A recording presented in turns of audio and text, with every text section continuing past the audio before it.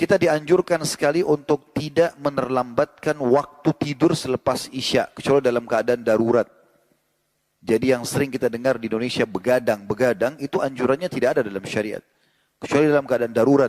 Misalnya lagi memecahkan perkara umat. Nabi Muhammad SAW dengan para sahabat kadang-kadang terpaksa begadang selepas Isya, itu dikarenakan karena ada perkara yang harus dipecahkan. Ada musuh yang akan menyerang, ada perkara yang harus didiskusikan, atau ada keluarga yang silaturahim, atau ada majelis ilmu, atau ada jihad berjaga-jaga di perbatasan.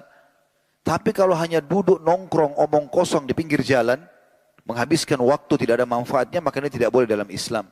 Sampai Umar bin Khattab radhiyallahu anhu itu selepas Isya keliling kota Madinah membawa tongkat, cambuk. Kalau beliau menemukan ada orang yang kumpul-kumpul di pinggir jalan, beliau tanya, kenapa kalian kumpul di sini? Kalau karena silaturahim keluarga, kalau misalnya takziah orang yang meninggal, ada sesuatu yang berhubungan dengan hukum syar'i, maka Umar biarkan. Tapi kalau tidak, dicambuk oleh Umar, disuruh pulang untuk tidur, dan Umar mengatakan, apakah kalian kumpul-kumpul di sini sehingga sholat malam kalian akhirnya terluputkan? Maka ini bagian dari hal yang perlu diperhatikan, dan disebutkan dalam sebuah riwayat Abu Barzah radhiyallahu anhu, hadis ini diriwayatkan oleh Imam Bukhari nomor 568 dan Imam Muslim 647. Anna Nabiya sallallahu alaihi wasallam yakrahu an-nauma qabla salatil isya'i wal haditha ba'daha. Bahwasanya Rasulullah SAW itu membenci tidur malam sebelum Isya. Kayak kita sekarang habis maghrib nggak boleh tidur. Karena kalau kita tidur nanti kebablasan lewat Isya'nya. Tetapi Nabi SAW membenci juga berbincang-bincang yang tidak bermanfaat setelah Isya. Kalau sudah tidak ada manfaatnya, beliau tidur. Istirahat, dan kita sudah tahu, kalau sini ada teman-teman medis yang hadir tentu tahu tentang masalah itu. Tidur istirahat di malam hari itu justru manfaatnya besar. Ya.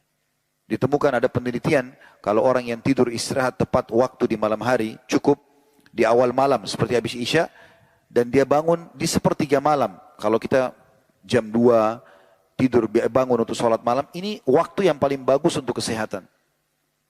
Sampai mungkin orang-orang yang punya penyakit jantung, stroke, biasanya di waktu-waktu tengah malam sebenarnya dibangunkan untuk jalan bergerak-gerak. Dia di halaman rumah sakit supaya mereka tidak kena stroke di waktu-waktu itu. Jadi ini ada tanda-tanda kebesaran di sini. Makanya Nabi SAW mengingatkan masalah itu.